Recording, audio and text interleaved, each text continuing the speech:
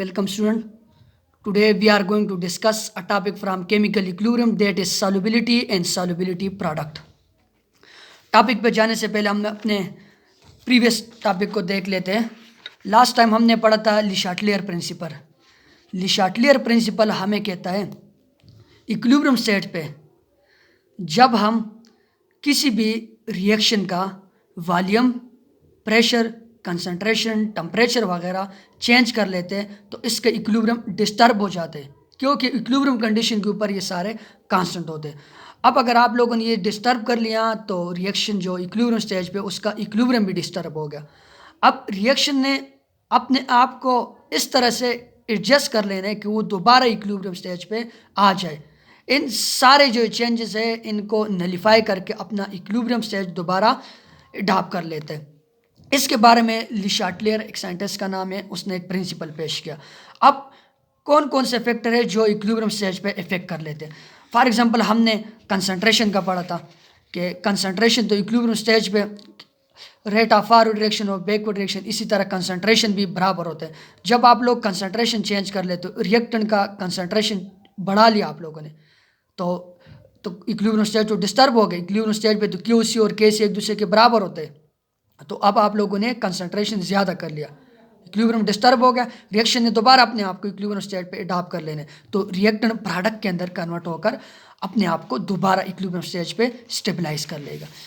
इसी तरह हमने जब प्रेशर को चेंज कर लिया था, इक्विलिब्रियम जिस तरह हमने कहा कि इक्विलिब्रियम इन्वॉल्विंग सॉलिड और लिक्विड, वहाँ पर प्रेशर का कोई इफेक्ट नहीं होता है, क्योंकि सॉलिड का और लिक्विड का प्रेशर के ऊपर इफेक्ट नहीं होता है. इसी तरह इक्विलिब्रियम इन्वॉल्विंग गैसेस, उसके ऊपर प्रेशर का इफेक्ट होता है, लेकिन इक्विलिब्रियम इन्वॉल्विंग जब उनका डेल एन ज़ीरो आ जाए, यानी number of mole of product और minus number of moles of reactant, वो जब ज़ीरो आ गए, इस रिएक्शन अगर ऐसा रिएक्शन आप लोग को दिया जाए कि जब हम प्रेशर इसके ऊपर इंक्रीज़ करते हैं तो इक्विलिब्रियम इसका किस डिस्टर्ब हो जाएगा या नहीं डिस्टर्ब होगा या किस साइड पे मूव करेगा. तो इस रिएक्शन के ऊपर अगर ये इक्विलिब्रियम के ऊपर है तो जब आप लोग प्रेशर इसके ऊपर अप्लाई करते हो, प्रेशर का इसके ऊपर कोई इफेक्ट नहीं होता है. इसी तरह ये वाला रिएक्शन N2O for 2NO, अब इसके ऊपर जब आप लोग प्रेशर अप्लाई करते हो या प्रेशर डिक्रीज करते हो, रिएक्शन किस साइड पे जाएगा, डेल एन इसका पॉजिटिव. प्रेशर और वॉल्यूम का एक दूसरे के साथ इन्वर्स रिलेशनशिप. अगर इस रिएक्शन का आप लोग प्रेशर डिक्रीज करते हो तो रिएक्शन उस साइड पे जाएगा जहाँ पर वॉल्यूम ज़्यादा है, गैस का वॉल्यूम ज़्यादा है, क्योंकि प्रेशर डिक्रीज करने से वॉल्यूम इंक्रीज होता है. तो ये वॉल्यूम जिस साइड पे वॉल्यूम इंक्रीज है, यानी जिस साइड पे नंबर ऑफ मोल ज़्यादा है गैस के या लार्जर नंबर ऑफ मॉलिक्यूल है, उस साइड पे जाएगा. और इस रिएक्शन के लिए अगर आप लोग देख लो तो number of moles of reactant ज़्यादा है as compare to number of moles of product, del n negative है.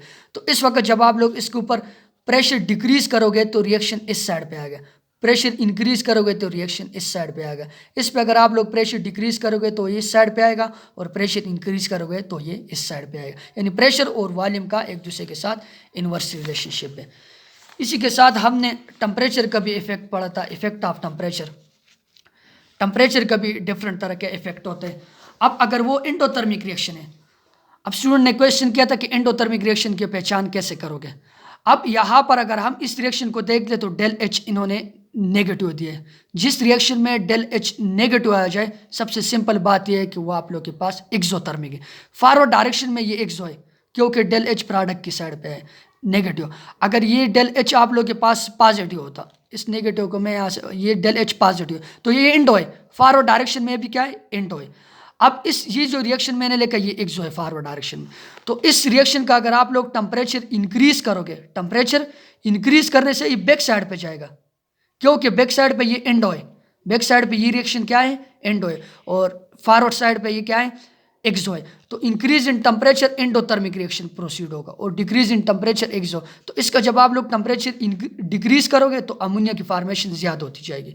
इसी तरह अगर आप लोग इसका टेम्परेचर इंक्रीज करोगे तो H2 और N2 की फॉर्मेशन इंक्रीज होती जाएगी. ये हमने पढ़ा था. इसी के साथ इफेक्ट ऑफ कैटालिस्ट. कैटालिस्ट का ओवरऑल केसी का और इक्विलिब्रियम पोजीशन के ऊपर इफेक्ट नहीं होता. ये सिर्फ इक्विलिब्रियम का जो पॉइंट है उसको टाइम फॉर इंक्रीज या डिक्रीज कर लेते हैं, अगर वो पॉजिटिव हो या नेगेटिव कैटालिस्ट हो. तो आज हम पढ़ते हैं सॉल्युबिलिटी और सॉल्युबिलिटी प्रोडक्ट. अब सबसे पहले सॉल्युबिलिटी क्या होती है. Solubility amount of solute in gram. जब आप लोग सॉल्वेंट ले लेते हो, 100 ग्राम सॉल्वेंट ले लेते हो, उसके अंदर आप लोग सल्यूट डाल लेते हो। क्या डाल लेते हो? सल्यूट डाल लेते हो। और सॉल्वेंट का जो वेट है वो 100 ग्राम हो, उसके अंदर आप लोग उतना सल्यूट डालो। अगर इतना सल्यूट आप लोग डालते जाओगे पार्टिकुलर टेम्परेचर के ऊपर, जब तक ये सोल्यूशन बिल्कुल सचुरेट ना हो जाए, सचुरेट ना। जब ये सचुरेटेड सोल्यूशन बन गया, इसको आप लोग बोलते हो सॉल्युबिलिटी, यानी amount of solute in gram. Solute का वो अमाउंट जो ग्राम में आप लोग को रिक्वायर हो 100 ग्राम ऑफ सॉल्वेंट को सचुरेट बनाने के लिए। पार्टिकुलर टेम्परेचर फिक्स होगा, क्योंकि टेम्परेचर इंक्रीज करने से सॉल्युबिलिटी इंक्रीज होती है, टेम्परेचर का इफेक्ट होता है सॉलिड और लिक्विड वाले पे। अब ऑर्डर ऑफ सॉल्युबिलिटी, ये मैंने एक रूल लिखा है कि कौन सा सॉल्यूट आप लोगों के पास ज़्यादा सॉल्युबल होगा और कौन सा सॉल्यूट आप लोगों के पास कम सॉल्युबल होगा। अब ये बात जो मैं बताने वाला ये बहुत अहम है। मेनली आप लोगों के पास कोई भी सब्सटेंस होता है या कोई भी सॉल्यूट होता है, उसके दो पार्ट्स होते हैं, एक केटायन और दूसरा एनायन। एक केटायन और दूसरा एनायन। अब अगर केटायन और एनायन का साइज, दोनों का साइज फिक्स है, यानी स्मॉल साइज है, और दोनों का साइज जो है ना वो इक्वल साइज के, केटायन और एनायन का जो साइज है वो इक्वल है।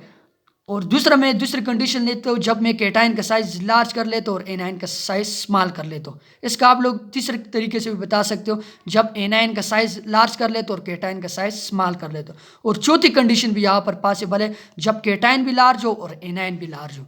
तो क्या होगा, सॉल्युबिलिटी का क्या फ़र्क होगा इसके ऊपर।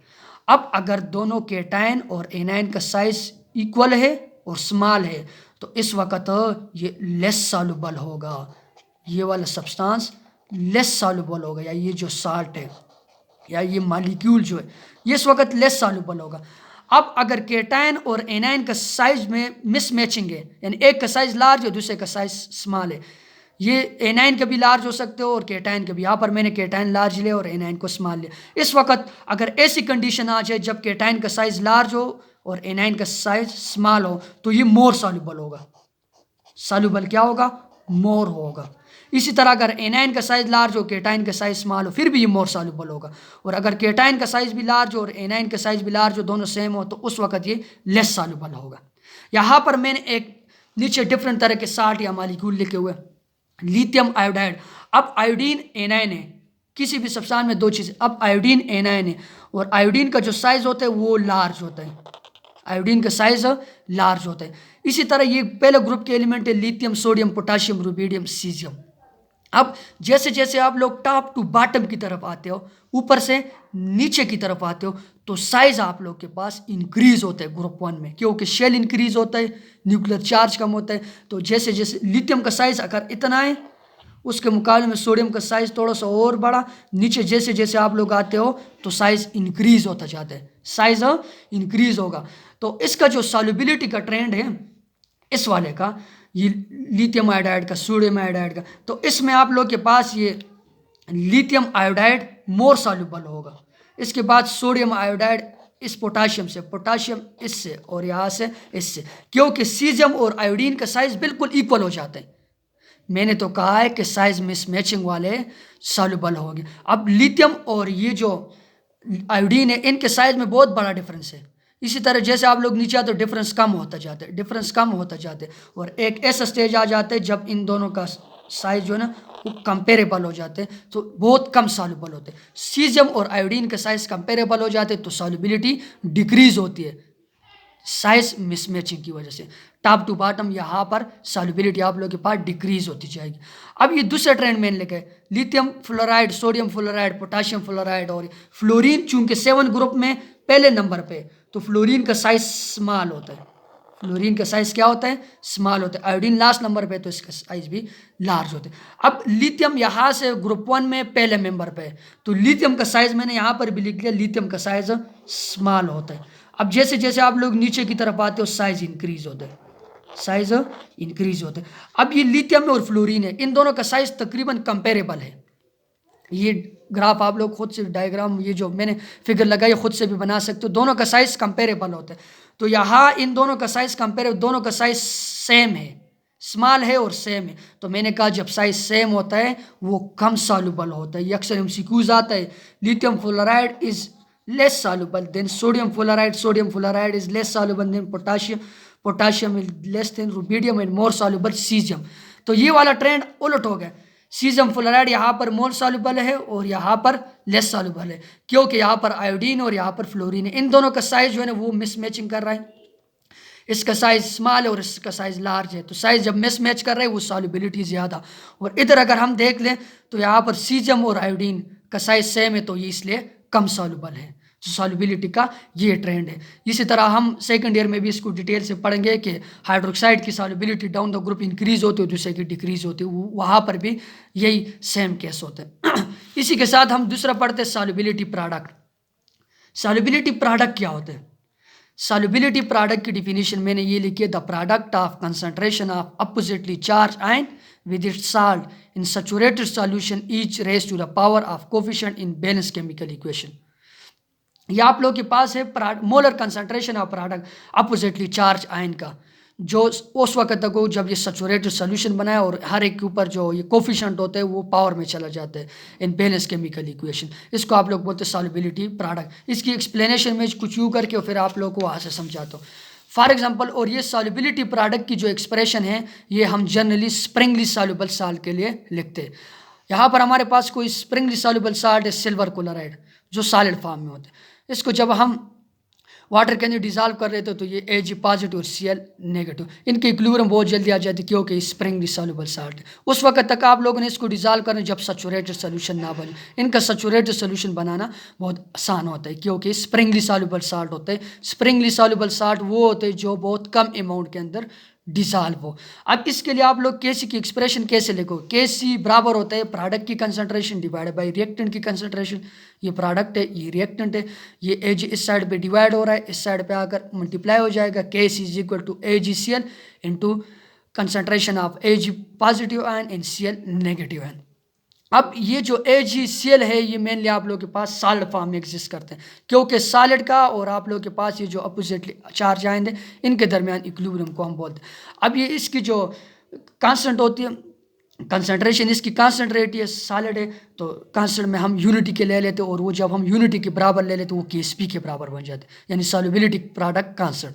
और ये बराबर है मोलर कंसंट्रेशन ऑफ, ये देखो यहाँ से इसकी definition, Ksp is equal to molar concentration of product of oppositely charge ion which are in equilibrium with solid salt. ये सॉलिड साल्ट के साथ इक्विलिब्रियम के अंदर आ गए। अपोजिटली चार्ज आयन है, उनका मोलर कंसंट्रेशन ये Ksp के बराबर होते हैं।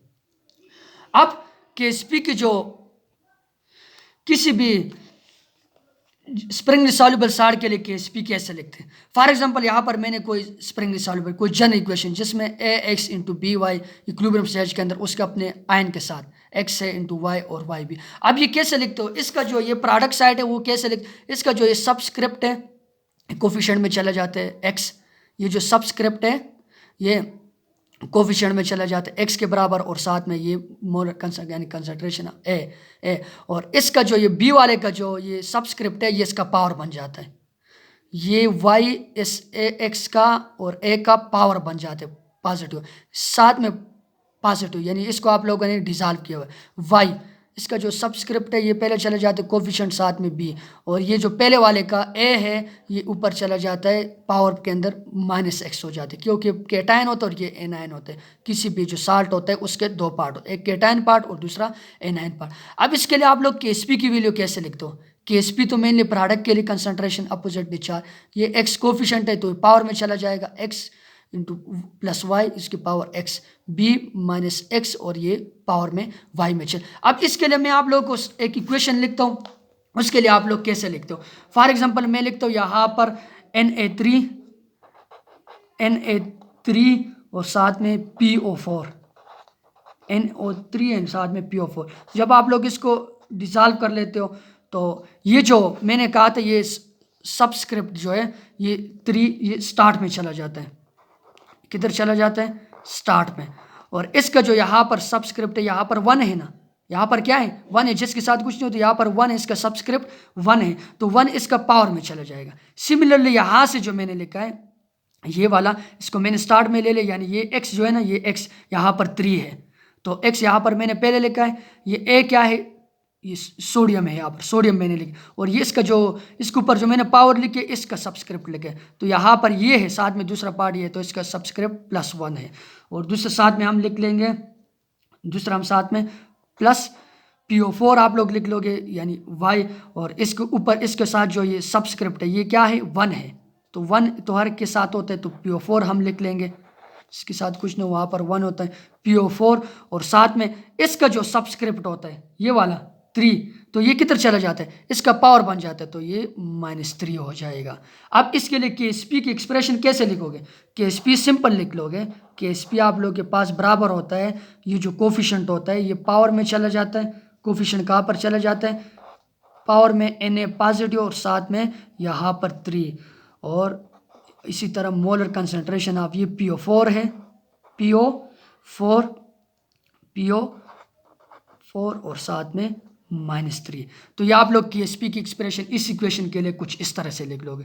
अब KSP का और सॉल्युबिलिटी का क्या एक दूसरे के साथ रिलेशनशिप है, सॉल्युबिलिटी और KSP का, जब आप लोग किसी भी एक्सप्रेशन, किसी भी रिएक्शन के लिए KSP और सॉल्युबिलिटी का जो रिलेशनशिप लिखते हो वैसे लिखते हो, KSP = X, X कोई भी आप लोग के पास आयन लें और उसकी पावर X × Y और उसकी पावर Y, और साथ में सॉल्युबिलिटी लिख लोगे और X + Y। अब इस इक्वेशन के लिए मैं KSP और सॉल्युबिलिटी का एक दूसरे के साथ रिलेशनशिप लिखता हूँ, KSP बराबर हो जाएगा, KSP = X की पावर, ये आप लोग के पास ये S की पावर 3, यानी कोई भी यहाँ पर आप लोग के पास जो बराबर है वो ये साथ, सबसे पहले ये वाला क्या है, 3 है, तो जो 3 है उसका पावर क्या हो जाएगा, 3 हो जाएगा, X की पावर X यहाँ पर क्या है, 3 है, तो 3 की पावर 3 हो जाएगी, और यहाँ पर Y यहाँ पर कितना है, 1 है, ये नहीं लिखना, 1, और 1 का पावर 1 हो जाएगा, 1 का पावर क्या हो जाएगा,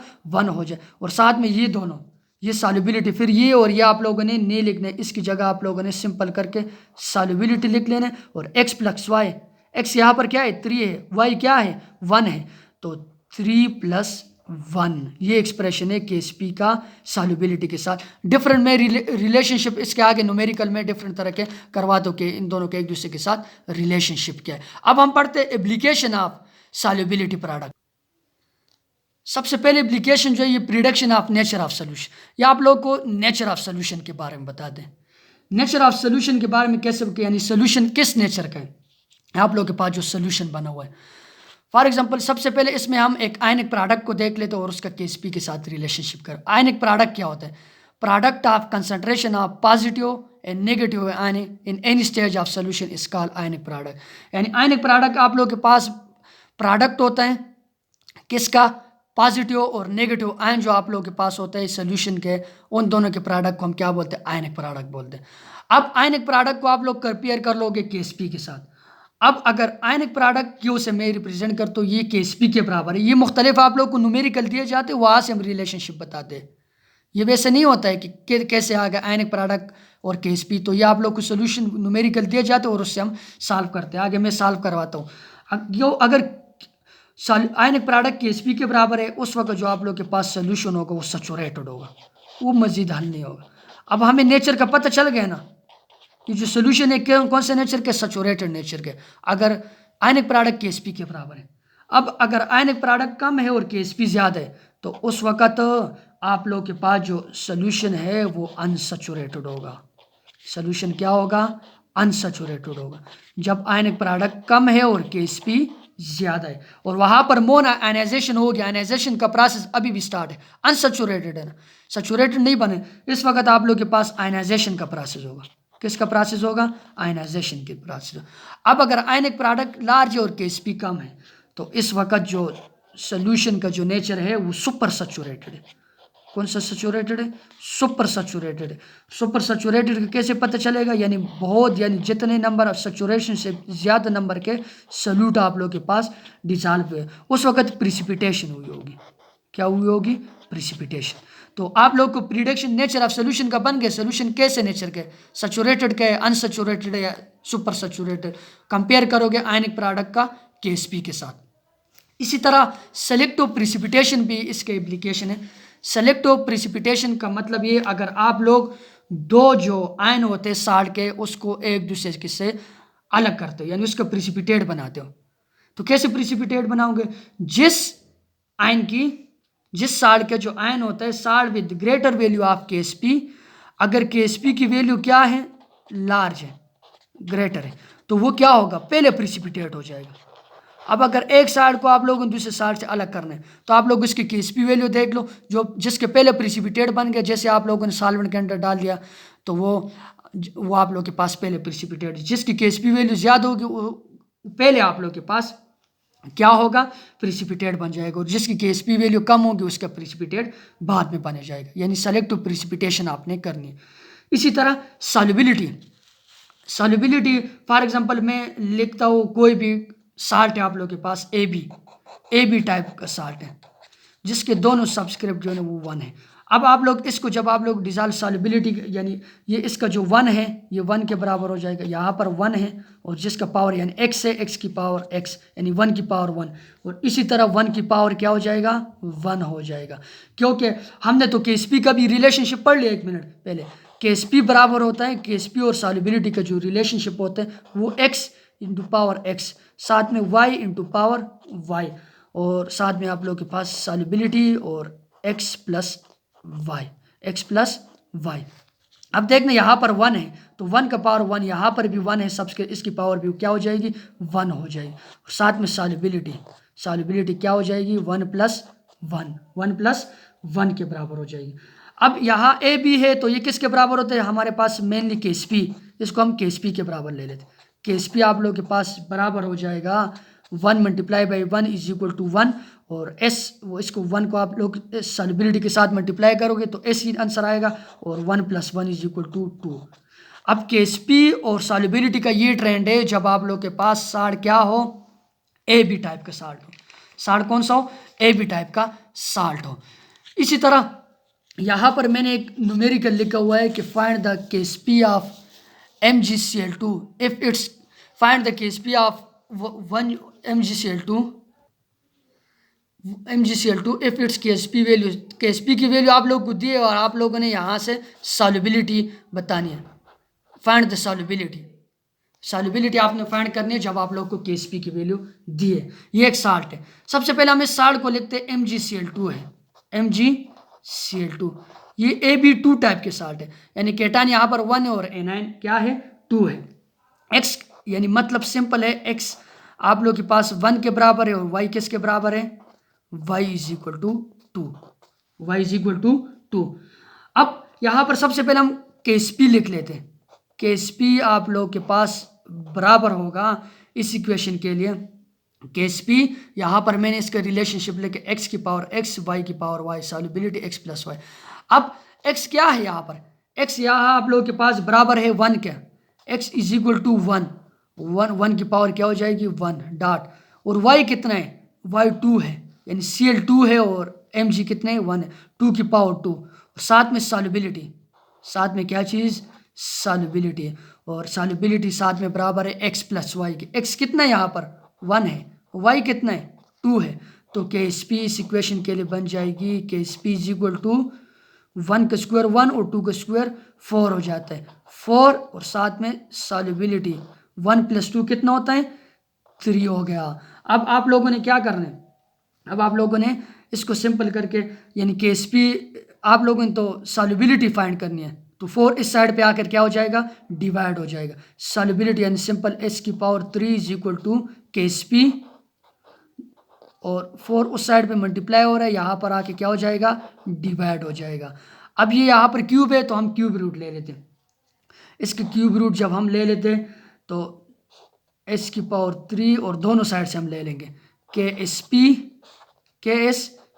और डिवाइड बाई 4, और इसका 3 हो जाएगा। ये पावर इसके साथ कैंसिल हो जाएगा, तो सॉल्युबिलिटी आप लोगों के पास बच जाएगा।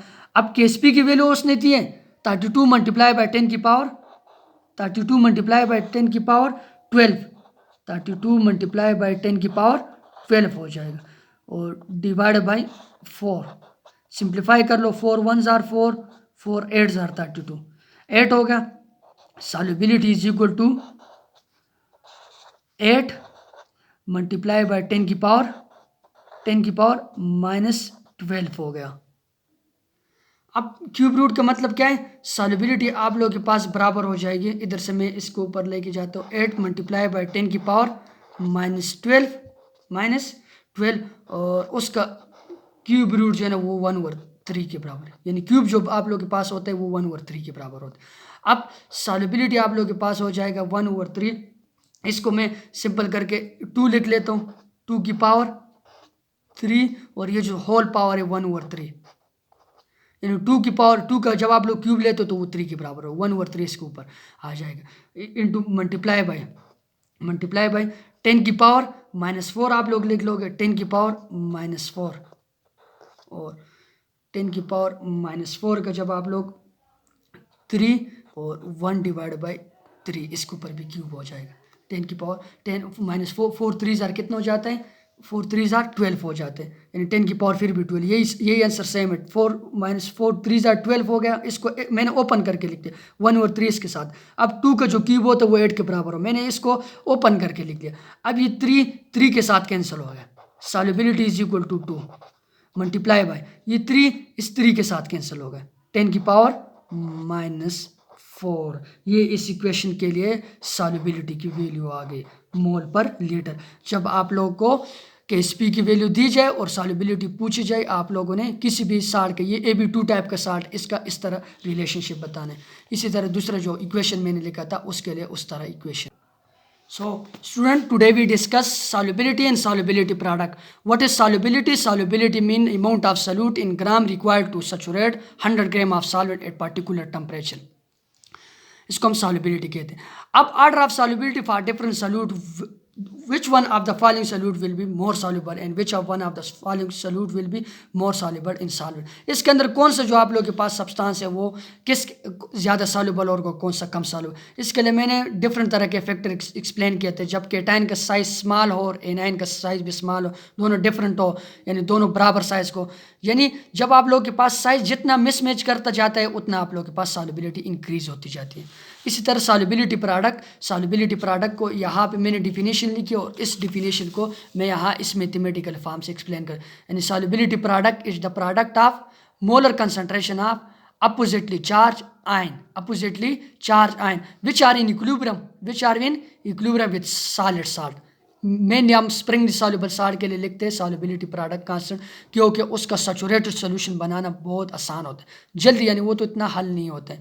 अब ये KSP का इसके साथ रिलेशन, अब किसी भी साल्ट के लिए आप लोग KSP की एक्सप्रेशन है AX × BY, ये इसका जो सबस्क्रिप्ट है इसको हम शुरू में लेके आ जाते हैं और A को लिख लेते हैं, और इसका जो सबस्क्रिप्ट है इसका हम इसको पावर बना लेते हैं, साथ में Y ये पहले चला जाएगा B और इसका जो सबस्क्रिप्ट है इसका पावर बन जाएगा। KSP हम इसके लिए ऐसे लिख लेंगे। फॉर एग्जांपल यहाँ पर फिर मैंने एक इक्वेशन भी लिखी है कि इस इक्वेशन के लिए आप लोग कैसे लिखो, Na3PO4, ये इसका जो सबस्क्रिप्ट है ये पहले चला जाएगा और Na, और इसके ऊपर ये इसका वाला है, यहाँ पर मैंने देखो यहाँ इस इक्वेशन के लिए इसका जो पावर लेके वो इसका सबस्क्रिप्ट लेके, तो ये वाला सबस्क्रिप्ट इधर लिख लोगे, साथ में PO4 और -3 ये लिख लोगे और साथ में इसका सबस्क्रिप्ट माइनस हो जाएगा। KSP वैल्यू इसके लिए ऐसे।